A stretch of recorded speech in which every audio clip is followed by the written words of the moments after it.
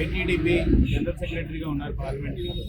దాంతోపాటు బూత్ ఇన్ఛార్జిగా ఉండి కార్యకర్త మొట్టమొదట తెలుగుదేశం పార్టీకి కార్యకర్తలు పట్టుకొమ్మలు లాంటి వాళ్ళు. అలాంటి కార్యకర్తల్ని కుటుంబంగా నేను చూసుకుంటానని లోకేష్ గారు ఎప్పుడు కూడా చెప్పడం జరుగుతుంది.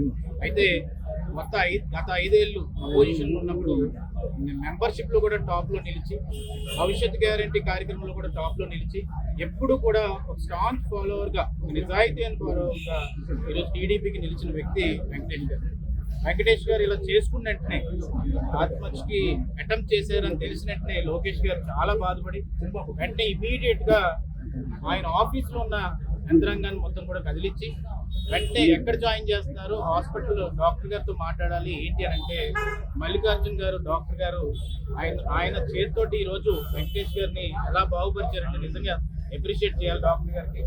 ఎందుకంటే మీనాక్షి హాస్పిటల్ ఈరోజు మదనపల్లిలోని క్రిటికల్ కేర్ ఉండడం అనేది ఆశ్చర్యం కలుగుతుంది నాకు. ఈరోజు అలాంటి వ్యక్తి వెంకటేష్ గారు ఆ మూమెంట్లో వచ్చినా కూడా ఆయన బతికించి ఈరోజు మళ్ళీ ఆ ప్రాణాన్ని తెలుగుదేశం పార్టీ కుటుంబాన్ని రక్షించినందుకు ఆయనకి కృతజ్ఞతలు తెలుపుకుంటాను. ఈరోజు ముఖ్యంగా ఎమ్మెల్యే గారు మొట్టమొదటి వెంటనే స్పందించి ఇక్కడికి మదనపల్లి ఎమ్మెల్యే గారు ఇక్కడికి వచ్చి వెంటనే హాస్పిటల్ ఎక్స్పెన్సెస్ కూడా కట్టి ఇమీడియట్గా ట్రీట్మెంట్ మొదలుపెట్టారు.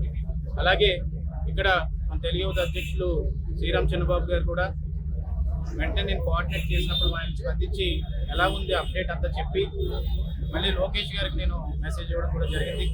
అందుకనే ఎమ్మెల్యే గారు సన్ కూడా ఫస్ట్ నుంచి కూడా ఫాలోఅప్ చేస్తూ ఎలా బతికించుకోవాలి వెంకటేష్ గారిని అని చెప్పి ఈరోజు అందరూ ప్రయత్నించడం అనేది మనందరికీ హృదయపూర్వకంగా తెలుపుకుంటున్నాను. ముఖ్యంగా ఈరోజు నేను రావడానికి కారణం ఏంటంటే, నేను రాష్ట్ర జనరల్ సెక్రటరీగా, నా పేరు చింతకాయల విజయ్, మెయిన్ ఐటీడీపీ కోఆర్డినేటర్ కూడా నాకు చంద్రబాబు నాయుడు గారు నియమించడం జరిగింది. ఇక్కడ వెంకటేష్ గారిని నేను ఎప్పటి నుంచో కూడా ఆయన ఫాలో అవుతూ ముందుకు తీసుకెళ్తున్నాం. ఈరోజు అలా జరిగినట్టే మాకు కూడా చాలా బాధ అనిపించి మేము నర్సీపట్నం, వైజాగ్ దగ్గర నుంచి ఇక్కడికి రావడం జరిగింది. లోకేష్ గారు ఒకటే చెప్పారు, ఆ కుటుంబాన్ని మనం సొంత కుటుంబంలా ముందుకు తీసుకెళ్ళి వాళ్ళని కాపాడుకోవాలి, వాళ్ళని సపోర్ట్ చేయాలని చెప్పారు. ₹1,00,000 ఇవాళ ఎక్స్పెన్సెస్కి, హాస్పిటల్లో ఆ ట్రీట్మెంట్ ఎక్స్పెన్సెస్ కూడా పంపించడం జరిగింది, ఫ్యామిలీకి ఇవ్వడం జరిగింది. నిన్న కూడా ఎన్ఆర్ఐ వింగ్ నుంచి లోకేష్ గారు కూడా వచ్చి ఆయన ₹1,00,000 ఇవ్వడం జరిగింది.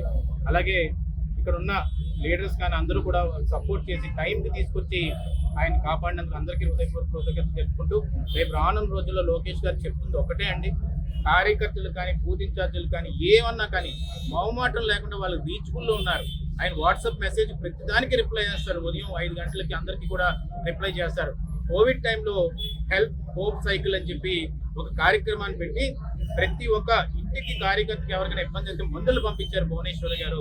ఆ రోజు ఈ కుటుంబం చంద్రబాబు నాయుడు గారు, భువనేశ్వర్ గారు, లోకేష్ గారు కానీ ఎప్పుడు కార్యకర్తలు బాగు కోసం అని ఆలోచించి ముందుకు తీసుకెళ్లే కుటుంబం అది.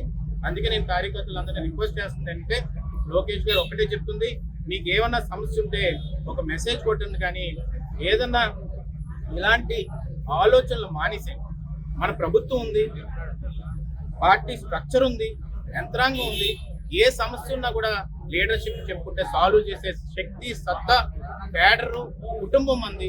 ఈరోజు టీడీపీ పసుపు కుటుంబం మంది. ఇక్కడ కులాలకు అతీతంగా, మతాలకు అతీతంగా, ప్రాంతాలకు అతీతంగా అందరూ కూడా పోరాడుకుంటూ ముందుకెళ్ళి ఈరోజు సాధించింది ఈ జెండాని. అందుకు మీ అందరూ కూడా శనక ఆవేశంతో ఏ నిర్ణయం తీసుకోవద్దు. ఒకటే గుర్తుపెట్టుకోవాలి, మనకు అండగా లోకేష్ గారు, చంద్రబాబు నాయుడు గారు, భువనేశ్వర్ గారు ఉన్నారు. వాళ్ళని మనం ముందుకు తీసుకెళ్లవలసిన అవసరం ఎంతైనా ఉంది. ఆ జెండాను కాపాడుకున్నాం కాబట్టి ఈరోజు మిమ్మల్ని కాపాడుకోవాల్సిన అవసరం లోకేష్ గారికి ఉంది. కాబట్టి ఈరోజు మీ అందరం కూడా ఇక్కడ రావడం జరిగింది. రేపు రానున్న రోజుల్లో ఆ ముగ్గురు పిల్లలను కూడా ఎన్టీఆర్ ట్రస్ట్ తరఫు నుంచి కూడా లోకేష్ గారు సపోర్ట్ చేసి ముందుకు తీసుకెళ్తారు. అలాగే ఉపాధి కల్పించి వైఫ్కి కానీ అన్ని విధాలుగా కూడా ఆదుకొని ఆ కుటుంబాన్ని అండగా ఉండే బాధ్యత మేము తీసుకుంటామని చెప్పి సందర్భంగా సవినీయంగా మనం చేసుకుంటూ, మీనాక్షి హాస్పిటల్ వారికి కానీ మల్లికార్జున్ గారికి కానీ ముందుగా నేను కృతజ్ఞతలు తెలుపుకుంటూ సెలవు తీసుకుంటున్నాను.